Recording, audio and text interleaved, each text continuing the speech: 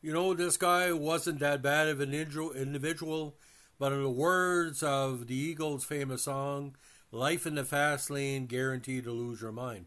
Scott Thorson, who was basically the paramour of Liberace for a number of years in the late 70s, early 80s, it has been announced he died August 16th of cancer at the age of 65. Now, according to published reports and to Thorson himself, he met Liberace in 1976 when he was a teenager through his romantic friendship with dancer Bob Street, who was a friend of Hollywood producer Ray Arnett, who was staging Liberace shows in Las Vegas. At the time, he was only 17. When Thorson was 18, Liberace hired him to act as his personal friend and companion, a position that allegedly included a 5-year romantic relationship with lavish gifts, travel, and Liberace's promises that he would adopt and care for Thorson. This was covered quite a bit, semi-fictionally, in Beyond the Candelabra with Matt Damon and Michael Douglas. About the movie came out about 10 years ago. Also includes Rob Lowe. Liberace claimed that he had more mink coats and diamonds than Elizabeth Taylor. He also incorporated Thorson into his LA stage performances. For example, Thorson drove Liberace's Rolls Royce on stage and was a dancer. Now, according to Thorson, their committed relationship ended because of Liberace's promiscuous behavior and Thorson's drug addiction. Thorson also claimed it was Liberace who originally started him on the drugs, but that when his habit got out of control, Liberace cut him off from all his credit cards. Thorson stated that following his plastic surgery, the surgeon provided for him a cocktail of addictive drugs that included cocaine, quaaludes, amphetamine, and Demerol. Thorson stated that since he was so young at the time of meeting Liberace, he would do anything that he could do to please the pianist, including getting plastic surgery so that he could resemble Liberace, but he felt that the relationship was one-sided. He called Liberace both generous and possessive. Now, if you watch Beyond the Candelabra, it humanizes Thorson, played by Damon, and Liberace, played by Douglas, to such an extent it's almost like what he call a disco era, relationship gone bad. Now, in 2000, Thorson was among several people featured in the British television documentary Liberace, Too Much for a Good Thing is Wonderful. In 2002, Thorson was interviewed by Larry King on Larry King Live, during which Thorson confirmed that in the midst of his relationship with Liberace, he chose to have plastic surgery to look more like him at the pianist's suggestion. Also during the interview with King, Thorson revealed his chin implant had been removed earlier in 2002. Now, following his release from prison in 2012 for multiple charges, he gave interviews about his relationship with Liberace, one with Howard Stern in June 2013, in which he talked about former lovers and affairs he had when he lived with Liberace. Another interview was on Entertainment Tonight in May 2012, where he stated that memories of his time with Liberace were still difficult for him. Now, in 1982, after he was dismissed by Liberace, he filed a $113 million lawsuit against Liberace, part of which was a palimony suit, similar to Lee Marvin's ex-girlfriend. This was the first same-sex palimony case filed in U.S. history. Thorson decided to sue because he claimed that Liberace threw him out of the streets with nothing. Liberace continued to die was homosexual, and during court depositions in 1984, he insisted that Thorson was never his lover. Through their lawsuit, Thorson stated that Liberace referred to him in the media as a disgruntled employee, a liar, a gold digger, and claimed that there was never any sexual relationship between them. The case was settled out of court in 1986, with Thorson receiving a $75,000 cash settlement, plus 3 cars and 3 pet dogs worth another $20,000, which would be close to $250,000 today. Thorson visited and reconciled with Liberace shortly before he entertained his death in February 1987. Thorson said after Liberace had died that he settled because he knew that Liberace was dying and that Thorson had intended to sue based on conversion of property rather than palimony. Now, a year after Liberace's death, Thorson published a book about their relationship called Behind the Candelabra, My Life with Liberace. In the Canadian-American TV film Liberace, Behind the Music, came out in 1988, Thorson was portrayed by Michael Dolan. Now, Thorson's book was later adapted into the 2013 film Behind the Candelabra, which Thorson was played by Matt Damon, opposite Michael Douglas as Liberace. The movie was a HBO production on May 26, 2013.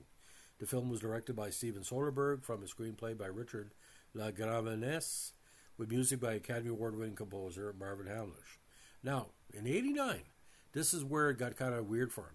He emerged as a pivotal witness in the prosecution of gangster and owner of the West Hollywood nightclub, the Starwood, Eddie Nash in the 89 quadruple murders of the Wonderland Gang. For his testimony, Thorson was placed in the Federal Witness Protection Program. In 91, unfortunately, was shot 3 times when drug dealers broke in his hotel room in Jacksonville, Florida. Now, in 2008, not a problem with his life. He pled guilty to felony drug and burglary charges and was sentenced to 4 years in prison. Now, previously diagnosed with hepatitis C, in the autumn of 2012, he was diagnosed with stage 2 cancer. After his diagnosis and before his health care became the responsibility of the Nevada Department of Corrections in January 2014, Thorson made public pleas for money to continue his medical treatments.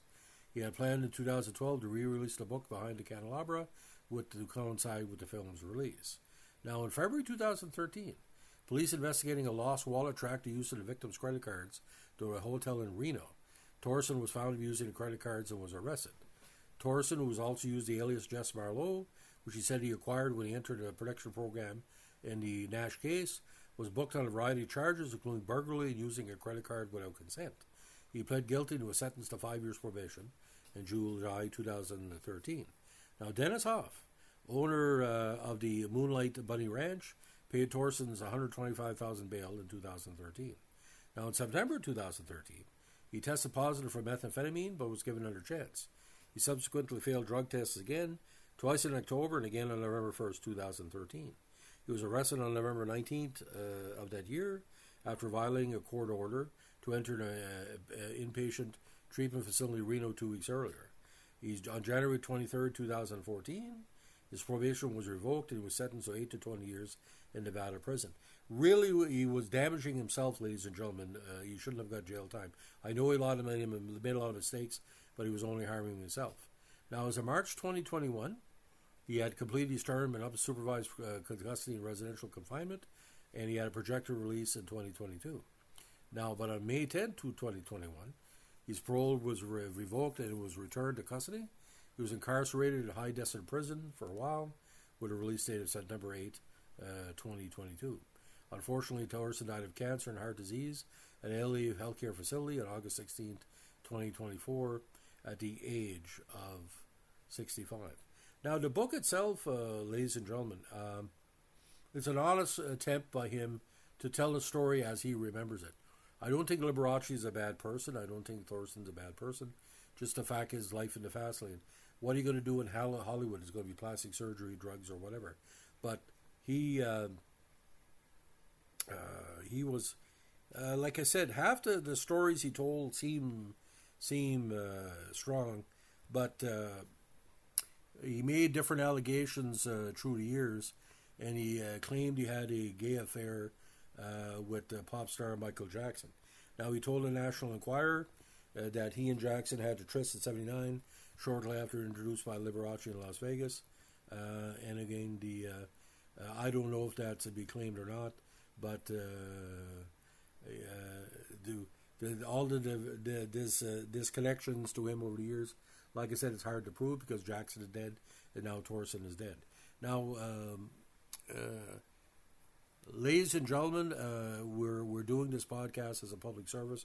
We're not judging Thorson, Jackson, Liberace. You know, there was a lot of connections. But like I said, a very, very interesting life. But like I said, you touch glory, and sometimes this happened. This happened with women. This happened with different gay lovers through the years. And I feel really bad that he's passed on because he was a very intelligent guy. I mean, it takes a lot to impress Liberace. Liberace was a very well-read guy, very, very talented. But like I said, Liberace probably said he wanted to adopt him because he didn't want to be alone. He wanted a family. But he also wanted a lover that would take care of him. And like I said, it's too bad. If he would have took a better path after Liberace, become an actor, because he was charismatic. Like I said, if you see the Oprah interview and different stuff. See, I'm not here to judge because that's not my category. I'm a straight Acadian Métis Jew. I'm not a gay hustler or whatever from California looking for, being a rent boy. That's not my... But I mean, James Dean did it, and Clark Gable did it, and a lot of people did it through the years. And like I said, eventually killed him maybe 20 years too early because the stress of his life probably caught up with him. So Scott Thorson, rest in peace. Like I said, maybe there's a place where you find peace. I hope you will, because like I said, he was a talented guy, and I was impressed with his presidential skills. He would have made a nice host, like for a, maybe I don't know, a gay shopping network or maybe a gay program. Like I said, I know you can't see Liberace without Scott Thorson. So I mean, it is what it is. So, ladies and gentlemen, if you like what we're doing here, we're a vintage obituaries and podcast. Let us know what to like, comment, subscribe, or share.